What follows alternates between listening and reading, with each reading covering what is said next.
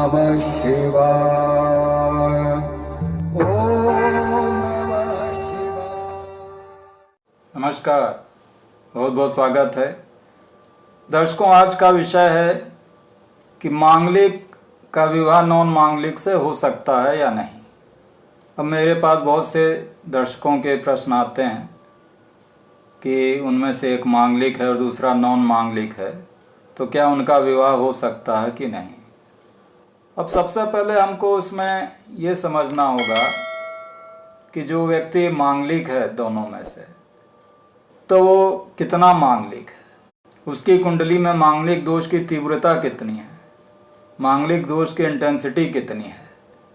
तो इसको देखना सबसे पहले बहुत ही ज़रूरी है कि जो भी कुंडली मांगलिक है उसमें मंगल दोष कितना अधिक प्रभावी है, उसका प्रभाव कितना है। तो सबसे पहले ये समझ लेते हैं कि कुंडली कब मांगलिक बनती है। तब जो राशि कुंडली है या लग्न कुंडली है, उसके लग्न में चौथे भाव में, सातवें भाव में, आठवें भाव में या 12वें भाव में, इन 5 भावों में किसी भी एक भाव में मंगल बैठा हो तो मांगलिक दोष बनता है। अब इसको हमको चंद्र कुंडली से भी देखना चाहिए और शुक्र से भी देखना चाहिए। अब इन 5 भावों में जो 7वां भाव और 8वां भाव है, इनमें यदि मंगल बैठा हो तो वहाँ पर वो जो मंगल दोष होगा वो काफ़ी अधिक प्रभावी होगा।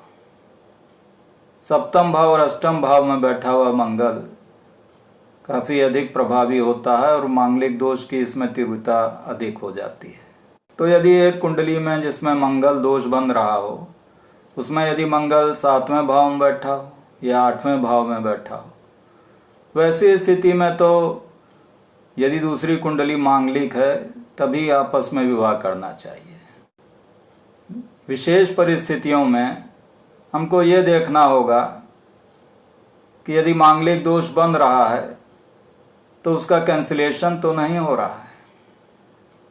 यदि मांगलिक दोष का कैंसिलेशन हो रहा हो और साथ में मंगल का बल नहीं निकल कर आ रहा हो, अधिक मंगल बहुत अधिक बलवान नहीं हो, और साथ में सप्तम भाव काफ़ी बलवान स्थिति में हो, सप्तम भाव का स्वामी यदि शुभ स्थिति में है, तब तो ऐसे मांगलिक व्यक्ति का विवाह नॉन मांगलिक से किया जा सकता है। लेकिन जो व्यक्ति नॉन मांगलिक है उसकी कुंडली में भी सप्तम भाव का बलवान होना आवश्यक है, साथ में शुक्र का भी बलवान होना आवश्यक है, क्योंकि वैवाहिक जीवन पर शुक्र का भी प्रभाव पड़ता है। और जो लड़के हैं उनकी कुंडलियों में शुक्र के द्वारा हम पत्नी को देखते हैं और लड़कियों की कुंडली में बृहस्पति के द्वारा पति को देखा जाता है। तो शुक्र का भी बलवान होना आवश्यक है दोनों कुंडलियों में। तो ये देखना आवश्यक है कि जो मांगलिक कुंडली है उसमें मंगल दोष की तीव्रता कितनी है, मांगलिक दोष जो बन रहा है वो कितना अधिक प्रभावी है, उसका कैंसिलेशन हो रहा है कि नहीं। साथ में सप्तम भाव के स्वामी की स्थिति को देखना आवश्यक है कि सप्तम भाव का स्वामी किसी अशुभ भाव में तो नहीं बैठा है। और जो नॉन मांगलिक कुंडली है उसमें भी ये देखना आवश्यक है कि सप्तम भाव के स्वामी की क्या स्थिति है, सप्तम भाव का स्वामी किन भावों में बैठा है। यदि दोनों कुंडलियों में सप्तम भाव का स्वामी जो है शुभ भावों में बैठा हो, बलवान स्थिति में हो, निर्बल ना हो, अस्त होकर ना बैठा हो, नीच का होकर ना बैठा हो, और साथ ही जो कुंडली मांगलिक बन रही है उसमें मंगल दोष की तीव्रता काफ़ी कम हो, मंगल दोष का कैंसिलेशन हो रहा, ऐसी स्थिति में मांगलिक और नॉन मांगलिक का विवाह किया जा सकता है। लेकिन यदि एक मांगलिक कुंडली जो बन रही है उसमें मंगल काफ़ी बलशाली स्थिति में है, उसका कैंसिलेशन नहीं हो रहा है, वहाँ पर मांगलिक व्यक्ति से ही विवाह करना ज़रूरी होता है। इसके साथ ही हमको दोनों कुंडलियों में जो विवाह से संबंधित अन्य भाव हैं उनको भी देखना आवश्यक होता है, जैसे पारिवारिक सुख की क्या स्थिति है, कुटुंब का सुख है कि नहीं, संतान सुख है कि नहीं, स्वास्थ्य की क्या स्थिति है। तो इन सब को भी देखना आवश्यक है दोनों कुंडलियों में, तभी हम इस निष्कर्ष पर पहुंचेंगे कि एक मांगलिक का विवाह दूसरे मांगलिक से किया जा सकता है या नहीं। अब उदाहरण के लिए यहाँ पर एक ये मांगलिक कुंडली दी हुई है, ये मेष लग्न की कुंडली है और इसमें मंगल जो है यहाँ कर्क राशि में चौथे भाव में बैठा है। साथ ही मंगल पर बृहस्पति की भी दृष्टि है। बृहस्पति यहाँ भाग्य भाव का स्वामी बन रहा है। भाग्य भाव का स्वामी होकर 12वें भाव से बैठकर पंचम दृष्टि से ये मंगल को देख रहा है। तो बृहस्पति यहाँ शुभ भाव का स्वामी बनने के कारण शुभ है। साथ ही मंगल को चंद्रमा भी देख रहा है। तो इस कुंडली में मांगलिक दोष का कैंसिलेशन हो रहा है, क्योंकि मंगल चंद्रमा के द्वारा भी देखा जा रहा है और बृहस्पति के द्वारा भी देखा जा रहा है।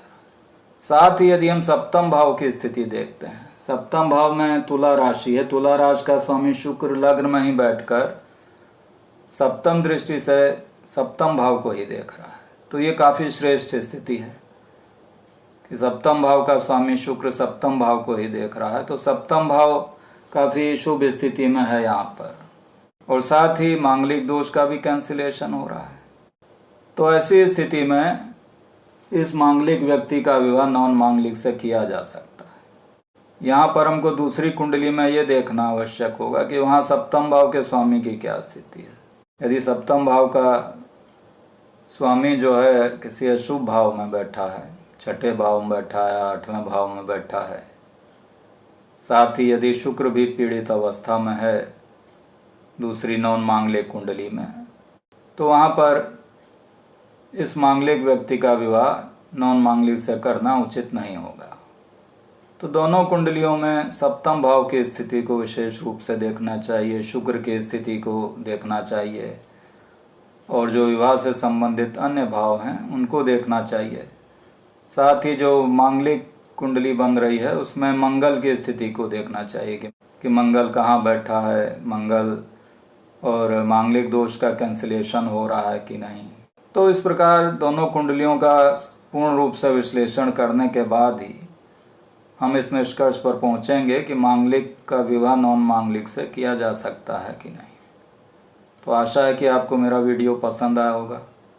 यदि वीडियो पसंद आया तो कृपया लाइक करें, शेयर करें, सब्सक्राइब करें। धन्यवाद।